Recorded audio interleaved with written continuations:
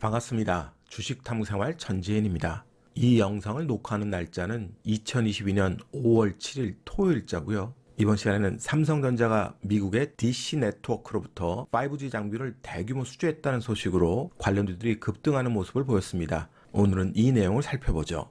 먼저 시황을 좀 보면 지난 목요일 연준이 0.5% 금리를 인상하면서 시장이 우려했던 자이언트 스텝인 0.75% 금리 인상은 고려하지 않는다고 파월이 발언했습니다. 이 소식이 전해지자 뉴욕 증시가 급등하는 모습을 보였고요. 글로벌 증시도 안정되는 모습을 보였지만 하루 만에 다시 나스닥이 4.99% 폭락을 하는 사태를 맞이했죠. 파월의 발언을 잘못 해석했다는 내용들이 시장에 전해진 겁니다. 웃기죠? 하루 만에 똑같은 내용을 가지고 급등락한다는 게 그만큼 시장의 심리가 지금 불안정한 겁니다. 이번에 연준이 0.75% 인상은 하지 않았지만 0.5%씩 인상의 지속성을 띄울 수도 있고요. 일단 우크라이나 사태와 중국의 락다운이 해제되지 않으면 연준의 정책 방향도 확실하지가 않기 때문에 여전히 불확실성에 대한 불안감이 있는 겁니다. 오늘 새벽 마감 뉴욕 증시는 또다시 추가 하락을 했는데요. 고용지표가 양호한 수준으로 발표됐는데도 그랬어요. 4월 고용지표는 비농업 부문에서 42만 8천 명 증가가 나타났습니다. 시장의 예상치보다 높았고요. 그리고 긍정적으로 해석되는 부분은 3개월 평균치를 보시면 이 평균치의 저점이 깨지지 않고 유지가 잘 되고 있습니다. 또 5월, 6월, 7월 가면 이게 이렇게 라운드형으로 또 돌아나갈 수 있겠죠. 이렇게 급락을 하는 게 아니라.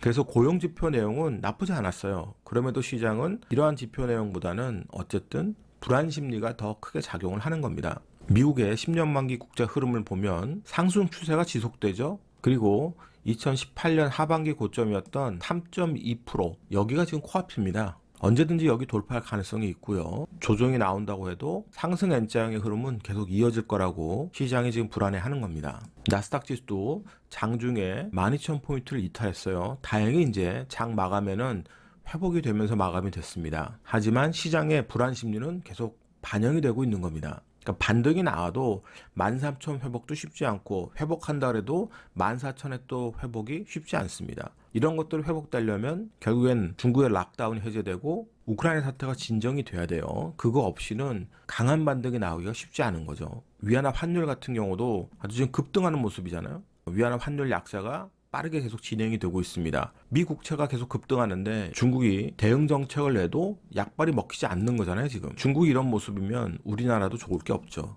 원달러 환율 같은 경우도 1270원을 돌파했고 노딱 사태 때 고점인 1290원대가 코앞입니다. 마찬가지로 이렇게 조정이 나올 수는 있지만 결국 다시 상승 N자형을 그리면서 이 자리를 향해서 또 가겠죠. 그러니까 이런 것들이 다 전환이 되려면 인플레이션에 대한 부담감이 줄어드는 시점이 나와야 되는 거예요. 그러려면 먼저 중국의 락다운이 해제되든 우크라이나 사태가 진정되든 그런 모습들이 나와야 저런 것들이 꺾일 수 있는 시점이 온다는 거죠. 그래서 그 전까지는 상당히 조심하면서 비중 조절 잘하고 매매를 해야 된다. 안 그러면은 이렇게 폭락했을 때 적립식 투자자 입장에선 좋은 기회죠. 이럴 때 적립하는 겁니다.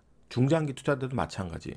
이렇게 폭락했을 때 저점에서 사서 모아가는 거죠. 그런데 매매를 통해서 수익을 내거나 막연한 기대감을 갖고 있는 사람들은 굉장히 어려워질 수 있는 장이니까 자신의 포지션을 확실히 구축해야 돼요. 내가 단타로 빠르게 치고 빠지는 전략을 쓸 건지 아니면 중장기 전략을 가지고 모아나가는 투자자가 될 것인지 확실한 전략을 짜야 되고 이도저도 아니면 조심하는 게 좋겠죠. 비중 조절을 잘 해놓고. 그리고 우량주 매매하실 분들은 계속 설명드렸지만 중대형주에서 외국인 기관 수급이 시세를 형성하는 종목, 그런 종목만 다뤄야 됩니다. 그러면 오늘 주제인 5G 관련주에 대해서 살펴보도록 하죠.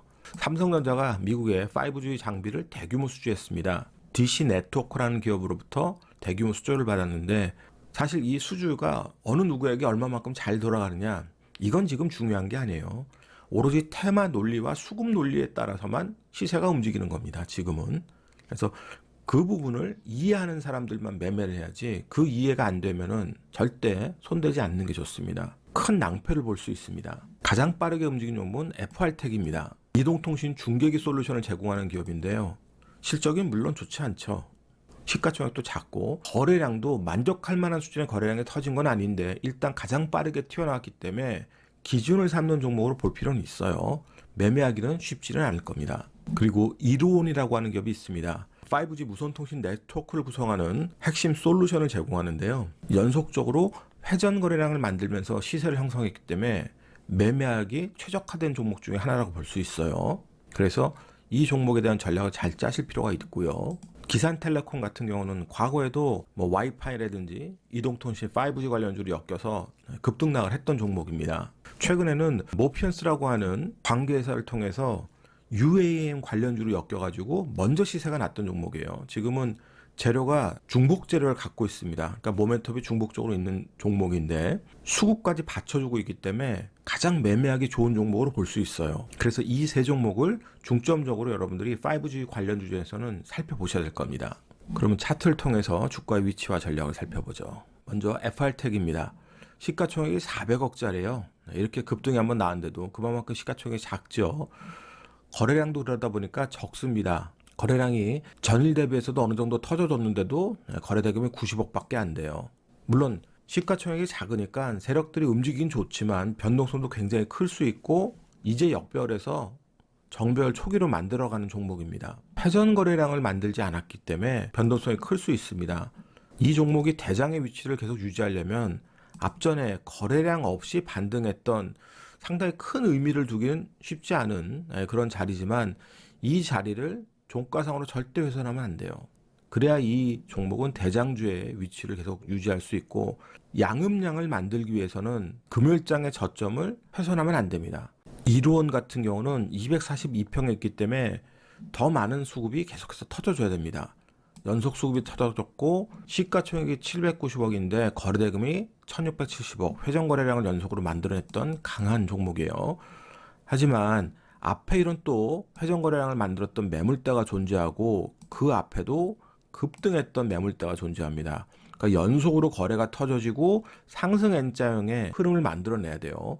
이렇게 대량 거래를 계속 수반하면서 상승 N자형의 급등 패턴을 만들었던 끼가 있기 때문에 이번에도 이 재료를 활용해서 세력들이 만들어낸다 그러면 최근에 만들었던 고점 이 3,770원까지 상승 N자형 패턴으로 한번 도전을 해야 될 겁니다. 그리고 조정이 나와도 이 양봉의 시초가를 종가상으로 깨면 안 돼요. 그 자리는 굉장히 의미가 있는 게 앞전에 바로 앞점에 고점 자리이기도 하잖아요.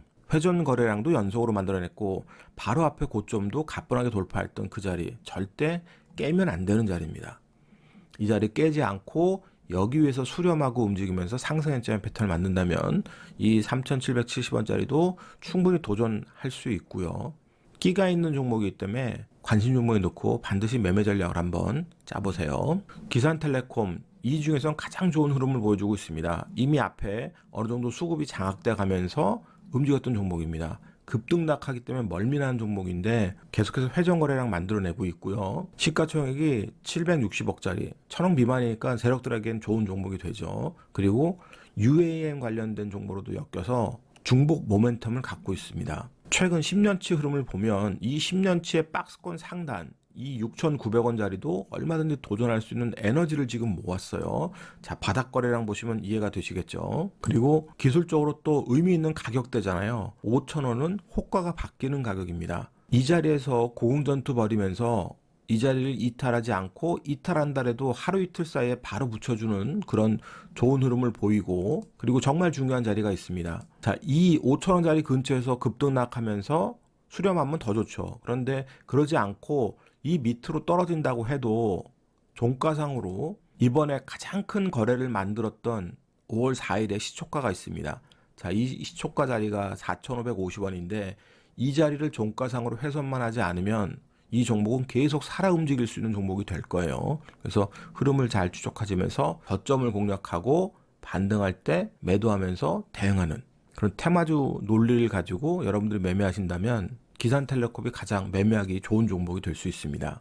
그리고 여러분들이 단타 매매를 하려면 완전 스캘핑 있죠. 정말 순간에 움직임을 쫓아서 뭐 0.몇% 틱틱이 하는 그런 스캘퍼가 아닌 이상은 기본적 단타는 일봉을 중심으로 차트를 놓고 봐야 지지저항 자리를 찾기가 쉽고 조금 더 디테일을 보기 위해서 분봉을 보는 겁니다. 그래서 일봉에 저렇게 지지저항 자리들이 나와 있는 종목을 보시면 훨씬 더 여러분들이 대응하기가 좋아요. 그 종목이 기산텔레콤이 5G 관련 주에서 가장 좋아 보입니다. 그래서 연구를 좀 해보세요. 오늘자 한 줄 요약. 테마주 순환매를 노려보자. 이 영상이 도움이 되셨다면 좋아요, 구독하기 부탁드리고요. 저는 다음 시간에 또 뵙도록 하겠습니다. 고맙습니다. 천지인이었습니다.